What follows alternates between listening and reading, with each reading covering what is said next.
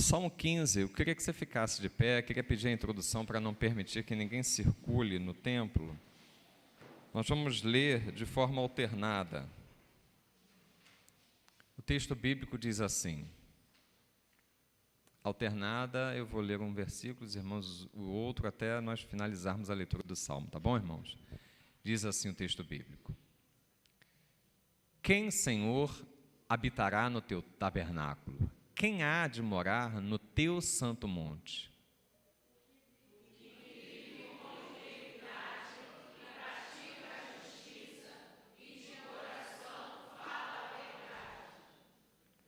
O que não difama com sua língua, não faz mal ao próximo, nem lança injúria contra o seu vizinho.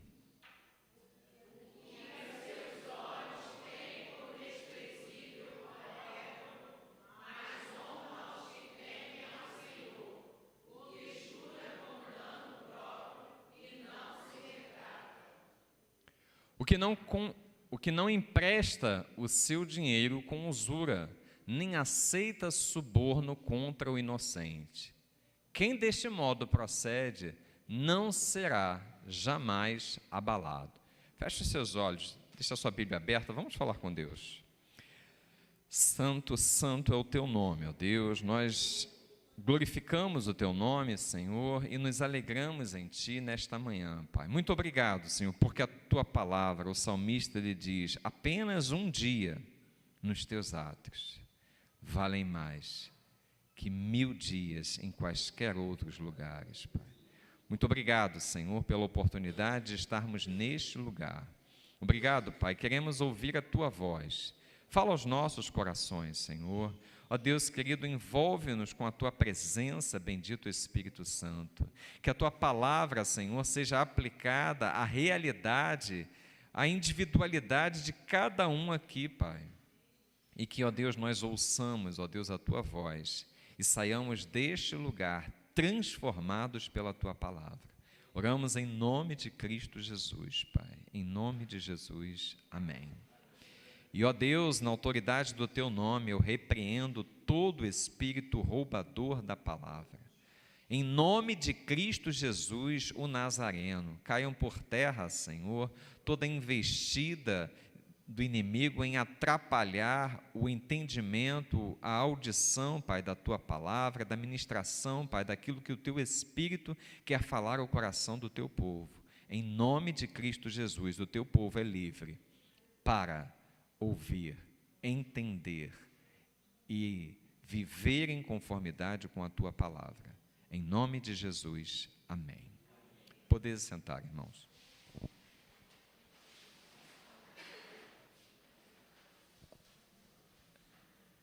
Irmãos, esse salmo, ele tem algo assim precioso para tratar comigo e com você.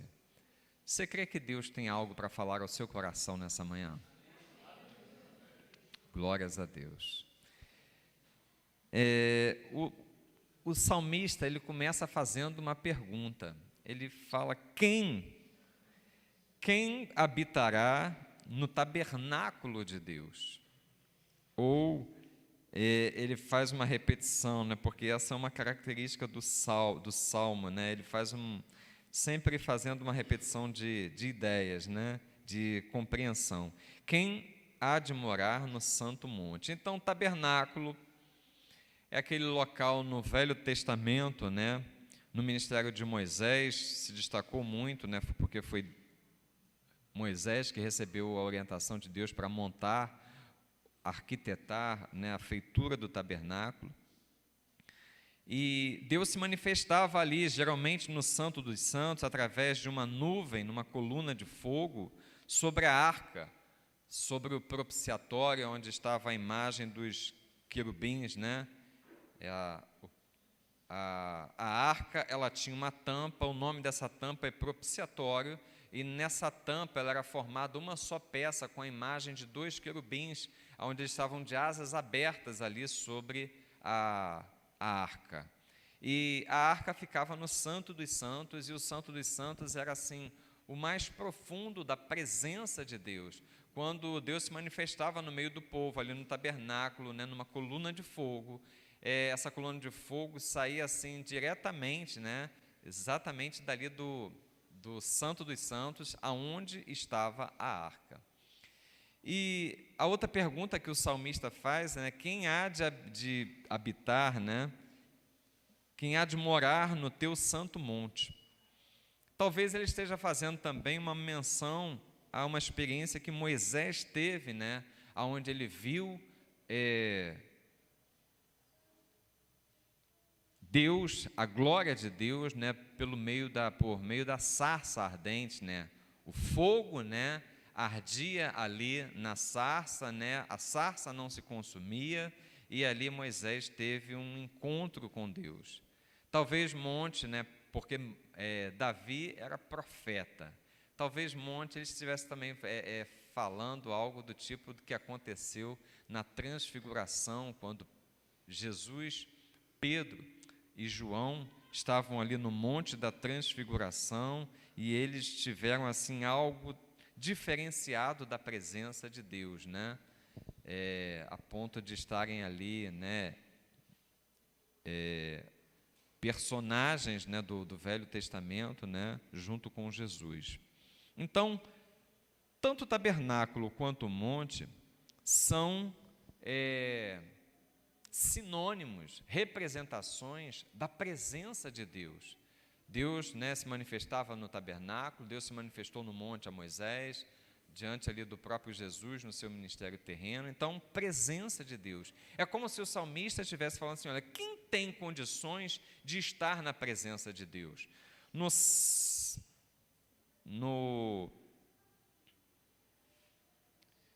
A gente vê que nos evangelhos, quando Jesus expirou, alguns acontecimentos, né, marcaram aquela situação.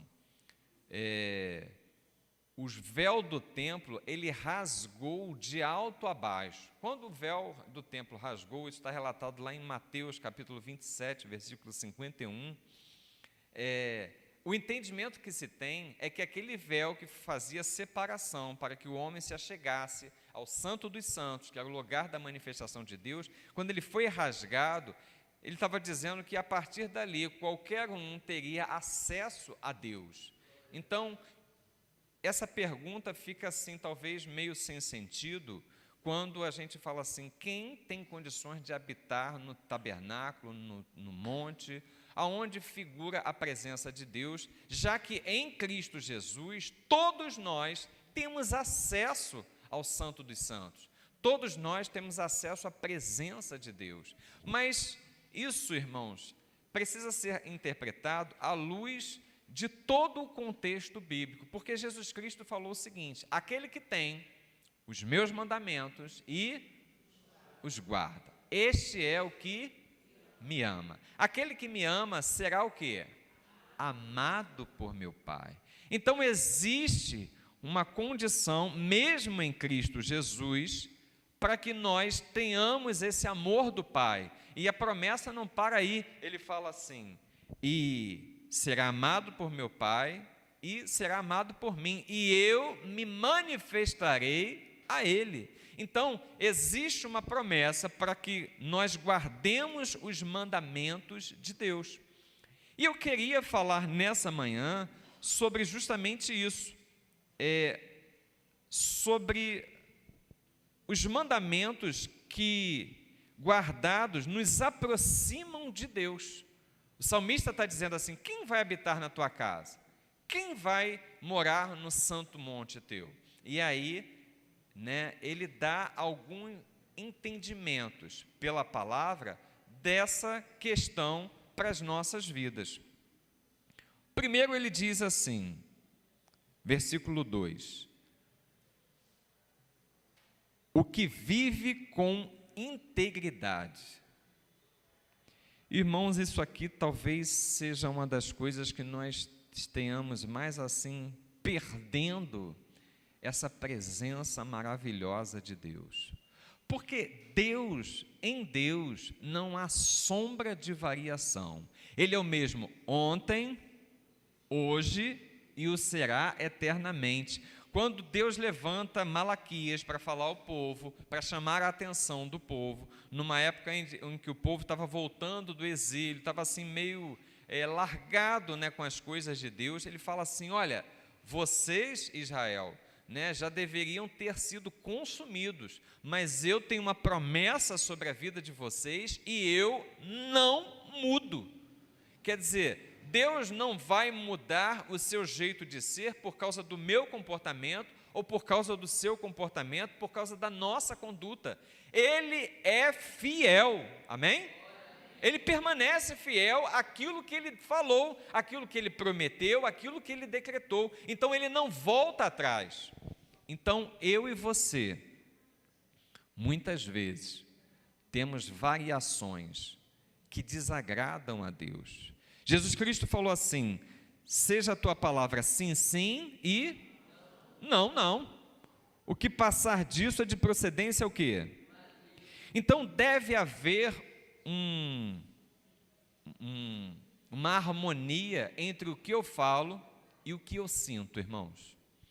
O salmista, ele coloca essa questão. Coloca para a gente, Fernanda, por gentileza, o Salmo 55, versículo 21.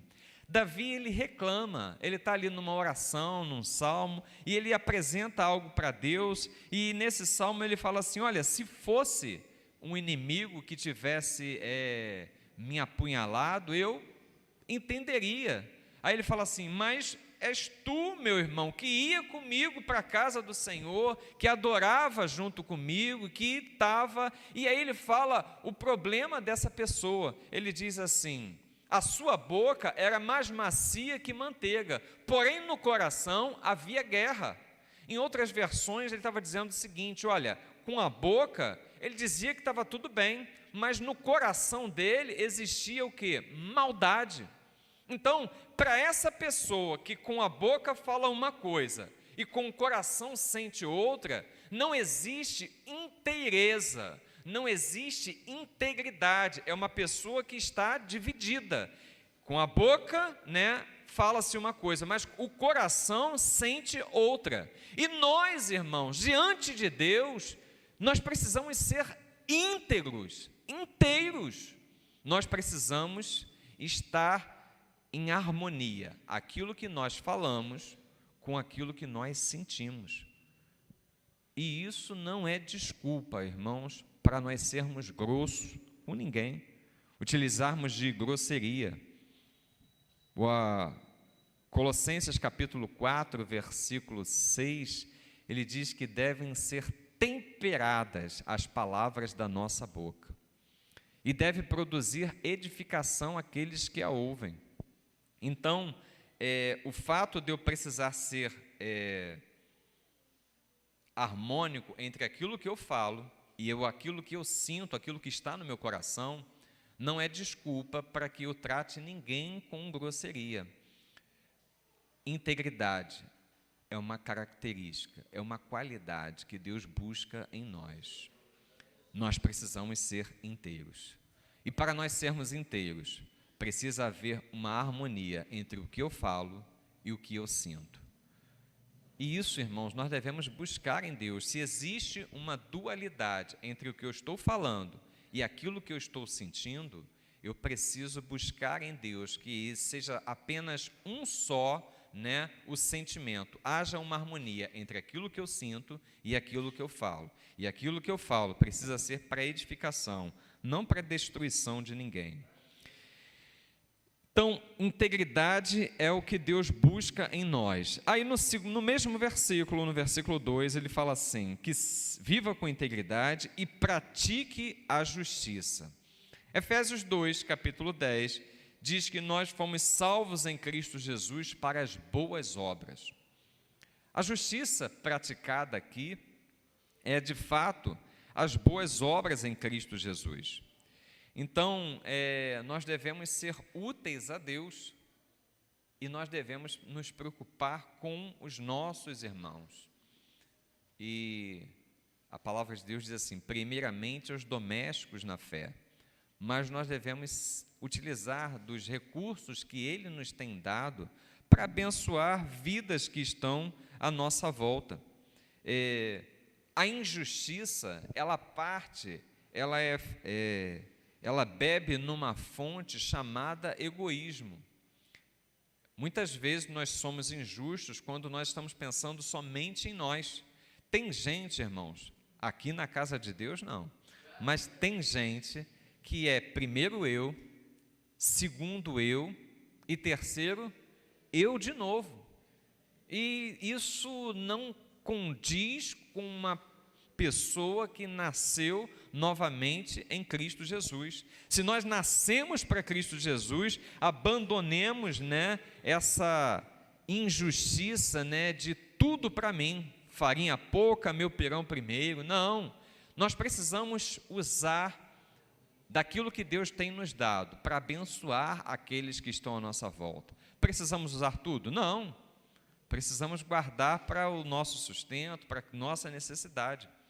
Mas a loucura daquele homem que colheu grandes colheitas, numa das parábolas de Cristo Jesus, ele fala assim, um homem, tinha grande colheita, colheu grandes volumes e falou assim, derrubarei esses celeiros, aumentarei os meus celeiros, armazenarei para muitos dias e direi à minha alma, alma, regala-te e farta-te, porque tens depósito para muitos dias. E aí Jesus Cristo fala assim, louco, hoje mesmo, nesta noite, o Senhor pedirá a tua alma. E aí ele faz uma pergunta, e o que tens guardado, para quem será? Irmãos, quando nós passarmos dessa existência, nós não vamos levar nada conosco, nenhum bem material, nenhuma moeda, nenhum real, mas nós vamos levar diante de Deus as nossas obras, e nós vamos apresentar a Ele. Somos salvos por obras? Não, pela graça sois salvos por meio da fé, e isso não vem de vós, é dom de quem? De Deus, não é de obras, mas você e eu, nós fomos salvos para as boas obras. Então nós recebermos dos recursos desta terra e não abençoarmos a vida de ninguém é uma loucura. Eu e você precisamos administrar, ser bom mordomo dos recursos que Deus tem nos dado e separar uma parte para abençoar outras pessoas. Amém? Quem habitará na casa do Senhor? Quem for íntegro, Não existe separação entre o que ele fala e o que ele pensa. Quem pratica a justiça. Ainda no versículo 2, ele fala de uma outra característica. Ele diz assim, de coração fala a verdade. Irmãos, falar a verdade é algo maravilhoso. Jesus Cristo é a verdade. Ele se identificou como a verdade. Eu sou o caminho, a verdade e a vida. Então, Jesus Cristo é a verdade. Você e eu, nós como servos de Cristo Jesus, temos um compromisso com a verdade. Nós somos compromissados com a verdade. E não existe, irmãos, mentirinha branca. A mentira é algo do diabo. Ponto e acabou. Não existe meio termo. Quem comigo não ajunta, espalha. Quem não é por mim, é contra mim. Então não existe uma palavrinha de, não, isso aqui é uma mentirinha, não faz mal nenhum. Mentira é mentira e acabou. Eu preciso falar a verdade em amor. Amém? Não é ser, como a gente já falou, não é ser grosseiro, irmão, com ninguém. Mas eu preciso falar a verdade em amor. Se eu estou vendo o meu irmão cometendo um erro, se afastando da presença de Deus, pecando ou qualquer coisa nesse tipo, eu preciso pedir sabedoria a Deus para falar algo ao coração dele. E o texto bíblico diz assim, se o teu irmão pecar contra ti, vai ter com o teu irmão, porque se ele te ouvir, ganhaste o teu irmão. Amém? Então eu preciso falar a verdade em amor. Eu preciso pedir a Deus, Senhor, me dá sabedoria, me dá entendimento. Eu preciso falar isso aqui com um irmão fulano de tal, com a irmã fulano de tal. Como é que eu vou falar sem perder, sem que o diabo coloque a pata dele para que ele interprete mal naquilo que eu estou falando? Vai em oração, se preciso, vai até em jejum, mas vai clamando, mas fale a verdade, irmãos. E não é a sua verdade, porque se for apenas a sua verdade, você precisa fazer um adendo, você precisa falar assim, irmão, do que está acontecendo, a percepção que eu tenho é essa. Você não precisa dizer que é já aquilo ali. Ah, você é assim. Não, olha, a percepção que eu tenho é essa. Será que o irmão não está acontecendo assim, assim, assim? Pensa, reflete, porque assim, irmãos, você não vai estar acusando ninguém e você vai estar sendo um instrumento nas mãos de Deus ali para fazer com que a pessoa retorne para aquilo que é a vontade de Deus para a sua vida. Você, como servo de Cristo Jesus, nós temos um compromisso com a verdade. Então, é o que o salmista fala aqui, vai habitar na casa de Deus, na presença de Deus, aquele que de coração, em amor, fala a verdade. O versículo 3, ele continua dizendo assim, não difama, quem habitará na casa do Senhor? O que não difama com sua língua. Irmãos, difamar é difundir algo que seja verdade, mas que prejudica a reputação do outro. Nós emprestamos muitas vezes a nossa boca a isso. Aconteceu alguma coisa com um fulano, com um cicrano, com um vizinho, ou um parente, ou um irmão da igreja. Aconteceu de fato, e a gente fica disseminando aquele fato, né, que não vai edificar ninguém, e não vai trazer nenhuma melhoria para a vida do irmão que aconteceu. É verdade, mas nós não precisamos ficar difamando ninguém. Amém? Quem habitará na casa do Senhor? Aquele que não difama, aquele que não se presta à maledicência, aquele que não se presta à fofoca. Eu e você não podemos ser instrumento dessas coisas, né? Eu e você precisamos vigiar muito com relação a isso. Apliquemos o mesmo efeito que está lá em Efésios. Olha o que está em Efésios no capítulo 4, versículo 8. Coloca para a gente, Mafê. Ele fala assim, irmãos, tudo o que é puro, tudo o que é justo, tudo o que é amável, tudo o que é de boa fama, seja isso que ocupe o vosso pensamento. Nisto pensai, Efésios 4, 8. Nisto pensai. Então, se a gente pode aplicar o mesmo conceito, é puro, então eu consigo transmitir sem problema. E eu falei Efésios, né? Eu acho que é Filipenses 4, 8.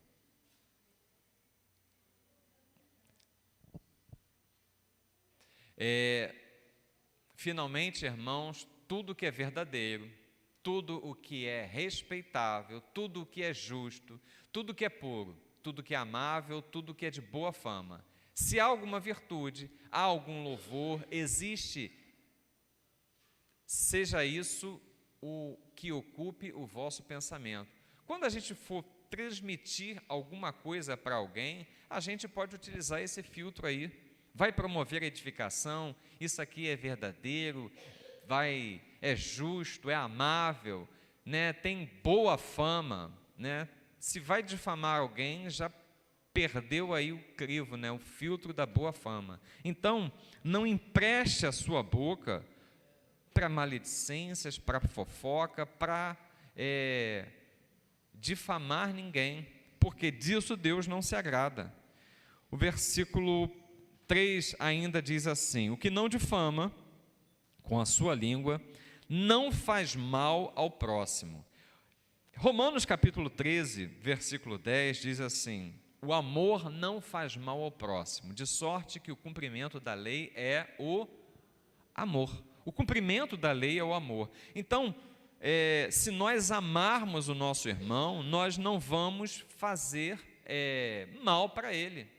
Irmãos, como nós muitas vezes nos comportamos com descaso com o nosso próximo.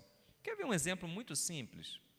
Quando nós jogamos lixo na rua, nós estamos deixando de amar o nosso próximo, porque vai ter que vir alguém e limpar aquele lixo. Quando nós furamos uma fila, nós estamos agindo com falta de amor ao próximo. Quando nós estamos no uso do banheiro público e saímos daquele banheiro e deixamos aquele banheiro de qualquer jeito, nós estamos com falta de amor ao próximo. Mateus capítulo 7, versículo 12 diz assim, é a regra áurea: aquilo que vocês querem que os homens vos façam, fazei igualmente vós a eles.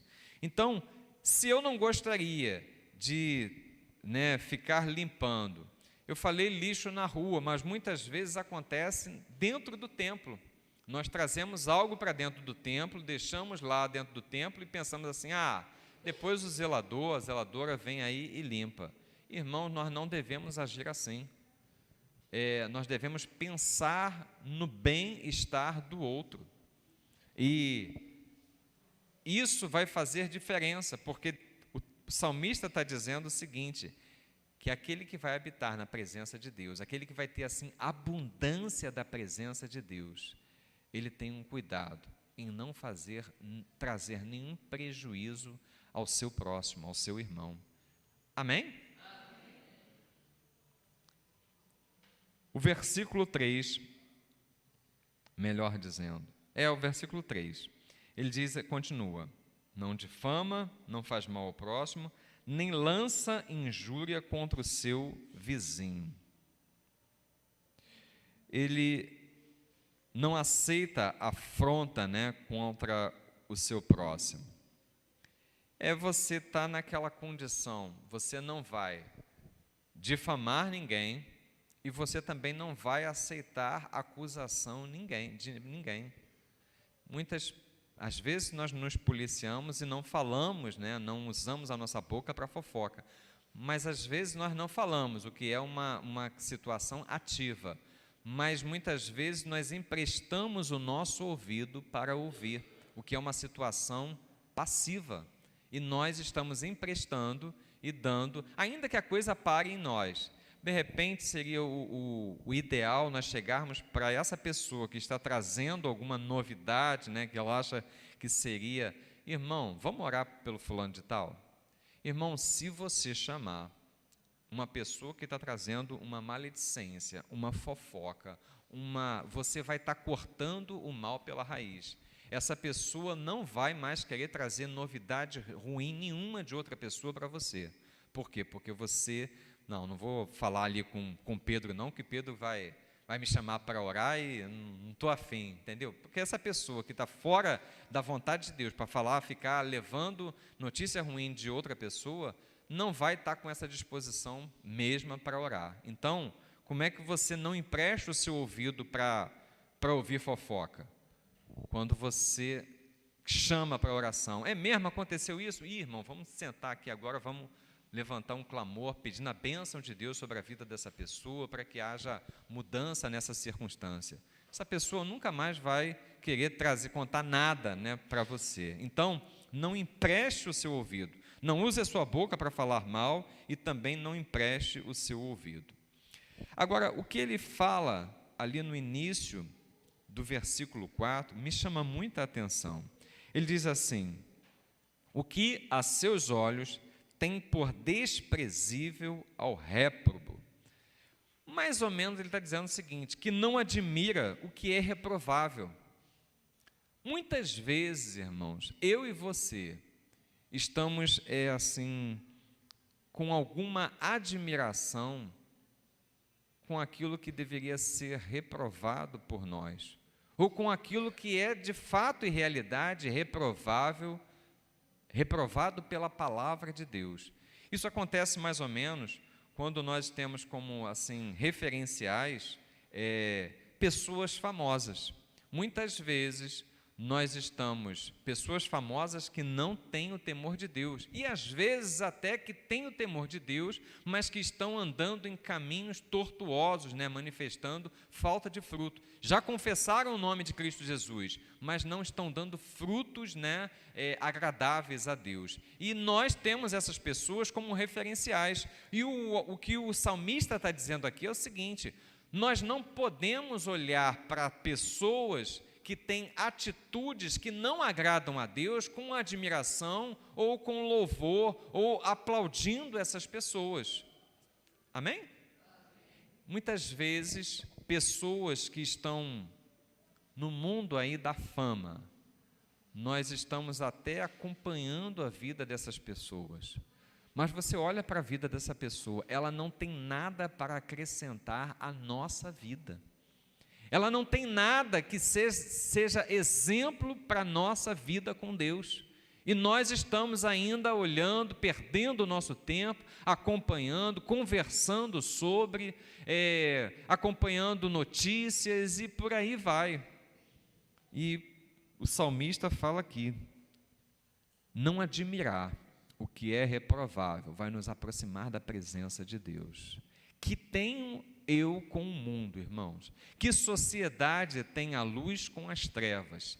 Que tenho eu a ver com aquilo que não tem o temor de Deus? Não tenho mais nada a ver com o mundo, irmãos. Paremos de acompanhar, O que é do mundo, fica para lá. Eu preciso me envolver com as coisas de Deus, com tudo aquilo que envolve o reino de Deus. Amém? Eu não admiro mais aquilo que seja reprovado por Deus, pela sua palavra. Vejamos quem são os nossos referenciais, se nós estamos dentro dos nossos referenciais, pessoas que não têm nada para acrescentar para as nossas vidas. Ele diz assim, ainda no 4, não tem o que os seus olhos têm por desprezível réprobo, mas honra aos que temem ao Senhor, o que jura, honra ao que teme ao Senhor. Esses devem ser os nossos referenciais. Uma vez, Eliseu foi procurado por uma coligação de 3 reis, o rei de Judá, o rei de Israel e o rei de uma outra terra que eu não lembro muito bem lá.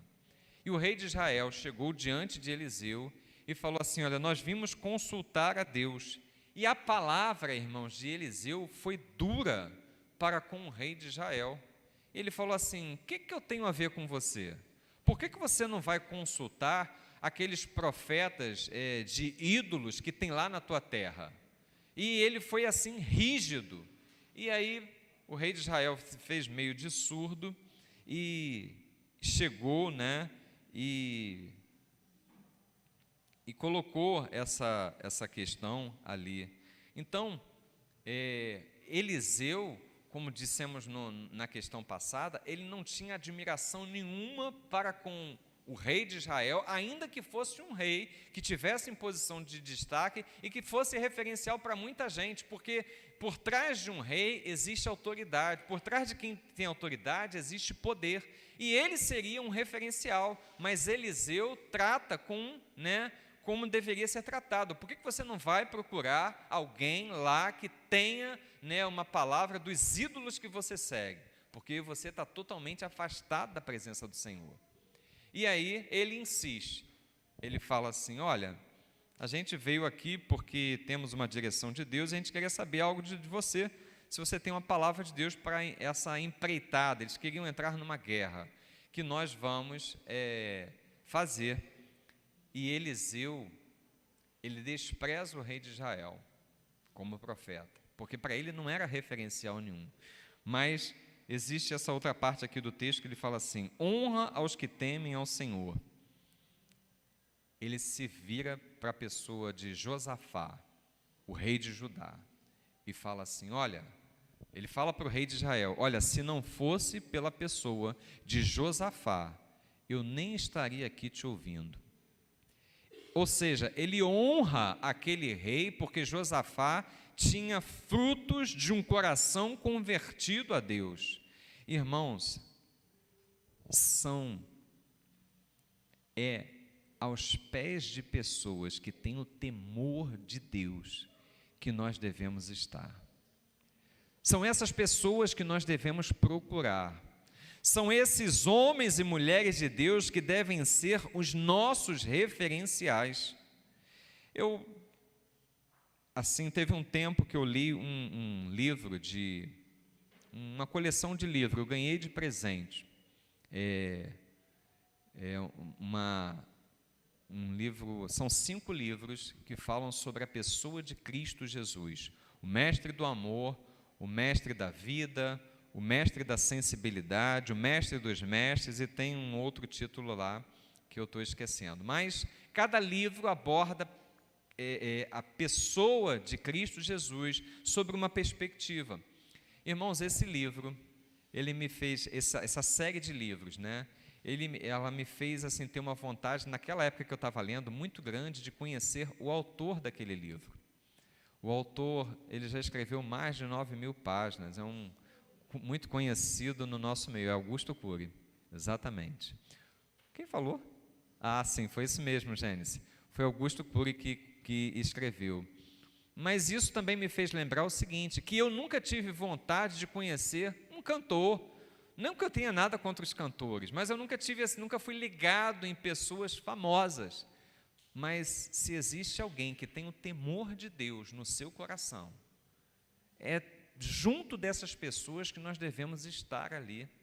Eu lembro de A.W. Tozer, um pastor americano que viveu no meado do século passado. Ele diz assim, olha, ele começando um livro, ele fala assim, não existe nada de novo nesse livro. Aí ele fala assim, o que foi escrito como fruto de eu ter sentado aos pés de homens que fizeram diferença na minha vida. Ou seja, ele não trazia para ele nada, nenhuma honra, nenhum status. Ele fala assim, olha, se eu escrevi porque eu estive junto de pessoas que foram bênçãos na minha vida. Então, irmãos, procure a companhia, exalte, honre quem tem algo para oferecer, como uma pessoa que tenha o temor de Deus no seu coração. Isso vai fazer com que você se aproxime de Deus. Isso vai fazer com que você habite na presença de Deus. Amém? Glórias a Deus. Ele continua, irmãos, ele fala assim,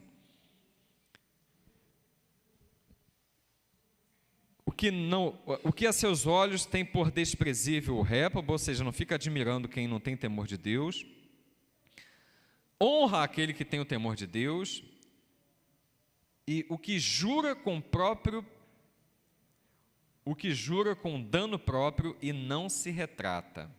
O que significa isso, irmãos? É aquela pessoa que empenha a palavra e não volta atrás.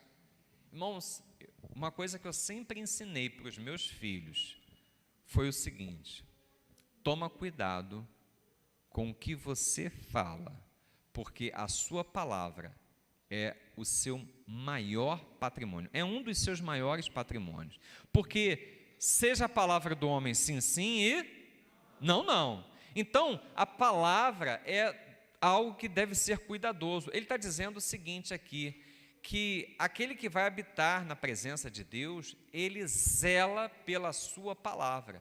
Ele cumpre, ele fala alguma coisa, ele cumpre aquilo que falou. É uma palavra empenhada, né? Tem um provérbio que eu gosto muito, que eu tomei como máxima para a minha vida. Ele diz assim: nós somos senhores das palavras que não pronunciamos, e nos tornamos escravos daquela que nos escapam. Se eu falei, irmãos, eu preciso cumprir. Se eu falei, eu preciso dar cabo daquela palavra. Se eu falei, eu preciso, ir até as últimas. É isso que o salmista está falando. Quem é que vai habitar na casa do Senhor, na presença de Deus? É aquele que tem zelo por aquilo que fala. Se você fez um voto, se nós fizemos um voto, devemos cumpri-lo. Amém? empenhamos a nossa palavra, vamos até o final. Então, pensa 2 vezes antes de falar, porque o Senhor se agrada daqueles que falam e cumprem. Amém? Agora, o que ele fala em sequência, ainda no versículo 4, melhor dizendo, no versículo 5, no início do versículo 5, ele fala assim: o que não empresta o seu dinheiro com usura, não é avarento. Irmãos, a avareza, ela é tida por Cristo Jesus. Não foi nenhum profeta, não foi nenhum discípulo, nenhum apóstolo que falou, foi o próprio Senhor Jesus quem disse. A avareza, ela é idolatria. Ele diz assim: não empresta o seu dinheiro com usura, não se aproveita, né, para ganhar de quem está necessitando, né? E no capítulo 6 de Mateus, no versículo 24, Jesus nos adverte falando assim: não podemos adorar a Deus e a Mamon, ao dinheiro. Por quê? Porque o dinheiro, esse sentimento de avareza, ele pode dominar o coração do ser humano. E isso afasta o ser humano de Deus. Devemos aprender a abençoar, irmãos. Coloca aí para a gente, ô Fê, o Salmo 19, versículo 1. Irmãos, o avarento, ele na verdade é um idólatra. Ele faz do dinheiro o seu Deus e se apega àquilo. E nós não, nós devemos aprender a abençoar. Olha o que o Salmo 19, 1 diz.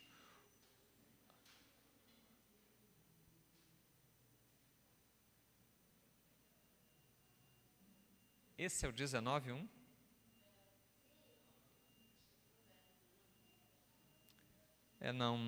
Não estou...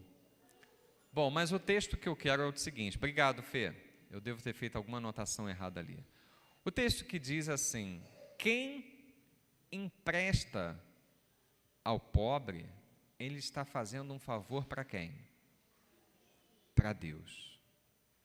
Então, a avareza vai nos impedir de nos relacionarmos com Deus através da vida do nosso irmão.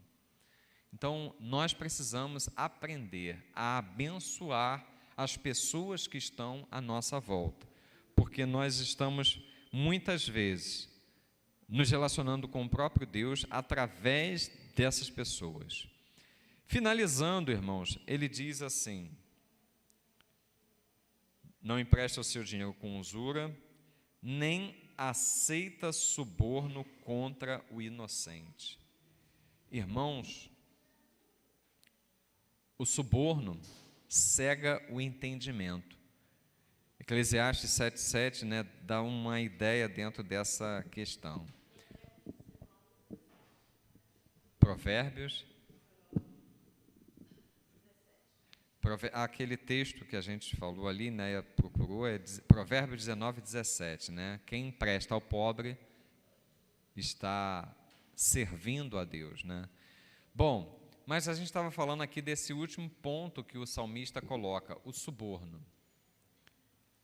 Nós estamos, irmãos, numa sociedade onde as pessoas corrompem e são corrompidas. E nós devemos vigiar, porque isso está muito próximo de nós e no nosso dia a dia. Porque talvez a gente olhe e pense assim: não, só quem vai estar sujeito à corrupção é quem está envolvido em política. Não, nós estamos assim com essa questão muito próxima no nosso dia a dia. Eu lembro de uma ida para fazer vistoria no automóvel, e a pessoa que estava vistoriando o automóvel fazia assim uma indicação, né, de que se houvesse, né, ali um qualquer, né, ela passaria, né, vista naquelas questões que o carro estava apresentando. Então, nós, mais vezes do que nós estamos assim, podemos perceber, estamos envolvidos, porque a sociedade, ela age desse jeito, subornando e sendo subornada. Muitas vezes eu lembro, quando eu fui pedir instalação de energia elétrica, é terrível, irmão, aquilo a gente nunca consegue atender todos aqueles requisitos, mas existe uma prática lamentosa de que se você, né, der um agrado à pessoa que está fazendo a instalação, ele fecha os olhos para aquelas exigências e vai fazer. E incrivelmente, muitas vezes nós não vigiamos e nos rendemos a esse tipo de comportamento. E aí a pessoa fala assim, não, mas é só um agrado, não, é só uma coisinha. Irmão, se está ali, caiu em alguma exigência, cumpra a exigência, saia da aparência do mal. Por quê? Porque quando você utiliza do suborno, seja recebendo ou pagando um suborno, nós estamos nos afastando da presença de Deus. E isso é triste. Muitas vezes nós estamos na casa de Deus, estamos buscando as coisas de Deus, mas abrimos uma brecha dessa nas nossas vidas e não entendemos por que Deus não está tão próximo de nós. Não entendemos porque Deus está tão distante, mas Deus não se agrada de suborno, nem de forma passiva, nem de forma ativa. Desvia o teu pé desse caminho. Amém? O salmista, irmãos, ele nos dá aqui algumas dicas de como podemos nos aproximar de Deus. E ele conclui dizendo o seguinte: quem deste modo procede, não será jamais abalado. Em outra versão diz assim: quem deste modo age, vai ter segurança e paz na presença de Deus. Então é o que eu quero para a minha vida. A paz, ela já foi conquistada por Cristo Jesus, para você e para mim. Muitas vezes nós tomamos atitudes diferentes dessa conduta que o salmista falou aqui e nos afastamos desta paz. Mas a paz já foi conquistada. Nós precisamos apenas o quê? Observar, guardar os mandamentos de Cristo. E Ele vai se manifestar. E nós vamos sentir a intensidade da presença de Deus nos nossos dias. Amém? Você recebe essa palavra? Então diga assim: eu recebo em nome de Jesus. Fica de pé, irmão, vamos louvar a Deus.